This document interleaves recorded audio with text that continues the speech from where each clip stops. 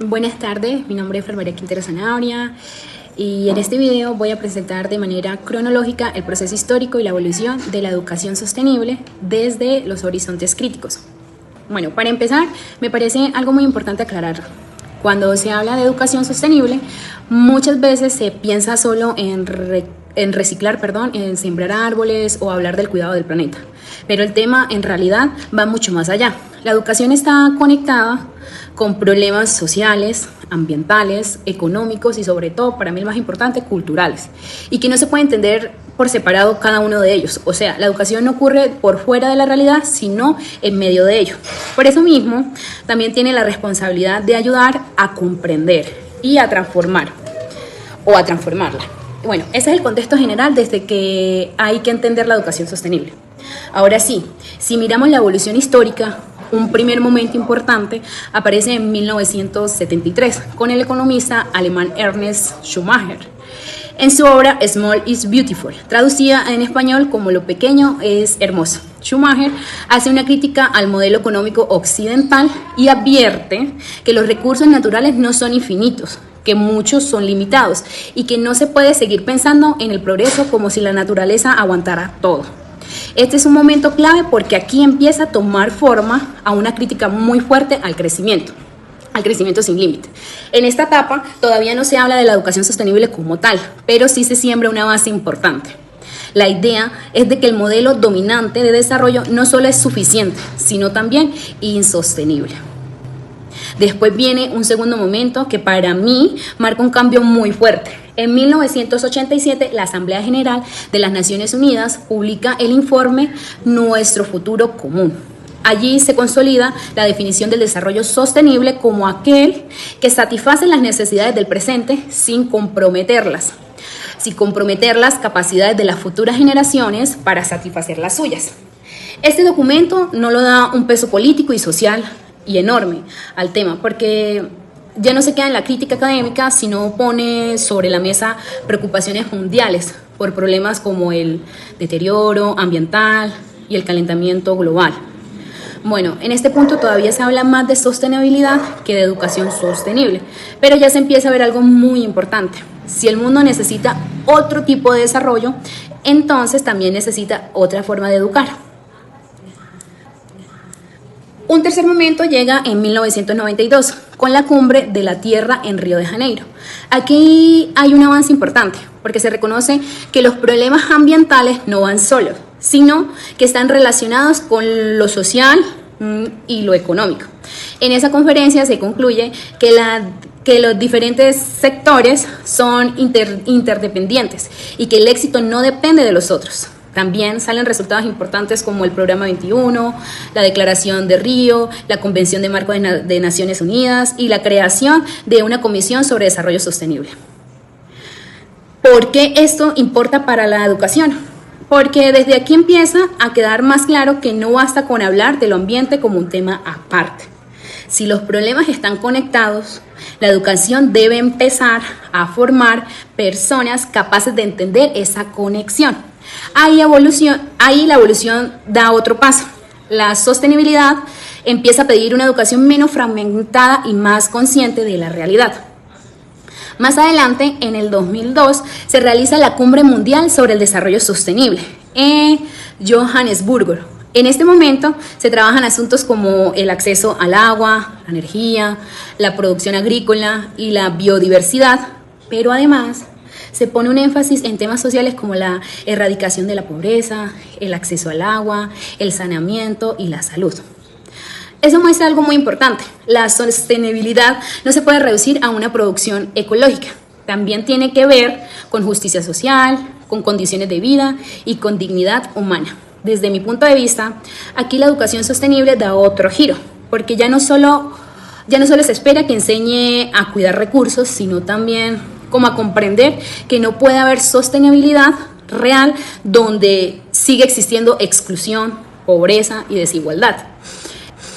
El siguiente momento es del 2012, con la conferencia Río +20, titulada El futuro que queremos.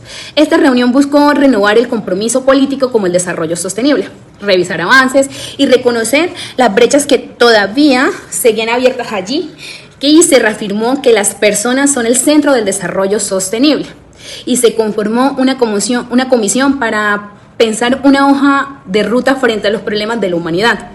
Esa comisión fue la que después propuso objetivos de desarrollo sostenible. Para mi punto de vista, esto es algo muy decisivo, porque aquí la sostenibilidad deja de verse como una sola preocupación general y empieza a traducirse en metas más concretas. Y cuando eso pasa, la educación también cambia de lugar. Ya no parece como acompañamiento del proceso, sino como una herramienta central para esas metas que realmente puedan alcanzarse. Luego viene el 2015. La Asamblea General de las Naciones adopta la Agenda 2030 en las 17 ODS. Aquí entra un tema muy central para esta exposición. La ODS, que habla de educación de calidad, este objetivo propone garantizar una educación inclusiva, equitativa y de calidad, y además promover oportunidades de aprendizaje durante la vida. Y eso cambia mucho la discusión, porque la educación ya no se presenta solo como un derecho, sino también como la base para lograr otros objetivos. ¿Cómo reducir la pobreza, disminuir la desigualdad, promover el bienestar y avanzar hacia las sociedades más sostenibles? En otras palabras, aquí la educación sostenible ya aparece de forma mucho más clara. Es una educación más pensada en solo para transmitir conocimientos, sino para ayudar a construir condiciones de vida más justas, responsables y sostenibles, en que la educación puede tomar dos caminos: o ayuda a transformar la realidad o termina manteniendo las cosas como están. Por eso aparecen con tanta fuerza la figura del educador crítico. Desde esta mirada, la educación sostenible no solo se limita a enseñar normas o conceptos ambientales, o su sentido más profundo está en formar personas que sepan leer su contexto, cuestionar lo que parece normal y a participar en la transformación de su comunidad. En este punto, también entra la crítica al modelo tradicional de desarrollo. Durante muchos años se creyó que el desarrollo era casi lo mismo que crecimiento económico, pero la experiencia de América Latina mostró que esa idea se quedó corta, porque puede haber crecimiento y aún así seguir existiendo desigualdad, exclusión y daños ambientales. Por eso surgen propuestas críticas, como el buen vivir, que recuperan una idea más amplia del bienestar, más conectada con la comunidad, la naturaleza, la diversidad y la dignidad de la vida. Desde esa perspectiva, la educación sostenible no puede quedarse en preparar personas para producir más. También tiene que ayudarlas a pensar mejor el tipo de sociedad que quieren construir. Aquí vale mucho la pena recordar a Paulo Freire, porque su pensamiento encaja perfectamente en esta evolución. Freire defendía una educación que no adormece ni acomoda, sino que despierta conciencia, ayuda a pensar críticamente y mueve la acción. Entonces, si uno mira todo este recorrido histórico, se da cuenta que la educación sostenible ha evolucionado, o desde una preocupación inicial por los límites del crecimiento, hasta convertirse en una propuesta formativa más amplia, que articula ambiente, justicia social, pensamiento crítico y transformación humana.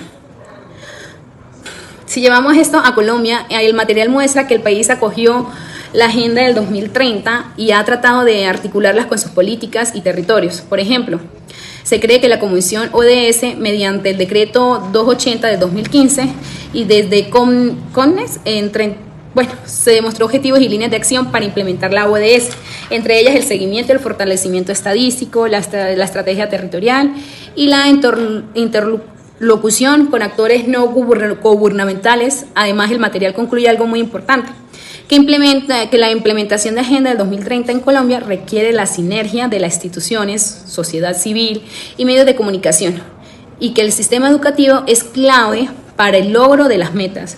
O sea, la educación no está en la periferia del proceso, sino en el centro.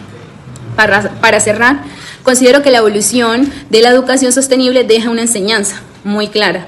No se trata solo de una historia de acuerdos internacionales o de conceptos que fueron cambiando con el tiempo. También es la historia de una toma de conciencia cada vez más profunda sobre el papel de la educación en los problemas del mundo. Primero se criticó el crecimiento económico sin límites, luego se entendió que la sostenibilidad tenía una dimensión social y humana. Después se reconoció que la educación debía ser parte central de la respuesta. Y finalmente con la ODS quedó aún más claro que no puede haber sostenibilidad real sin una educación de calidad crítica e inclusiva. Desde mi punto de vista, la educación sostenible solo tiene sentido si se asume de manera crítica, si se queda en discursos bonitos y campañas pasajeras o actividades aisladas, termina perdiendo fuerza. Pero si de verdad ayuda a formar personas capaces de comprender su realidad, cuestionar el modelo de desarrollo y actuar sobre su contexto, entonces sí se convierte en una herramienta de cambio. En ese sentido, la evolución de la educación sostenible no ha sido solo un proceso histórico, también ha sido una invitación a repensar para qué educamos, a quién beneficia esa educación y qué tipo de futuro queremos construir. Muchas gracias.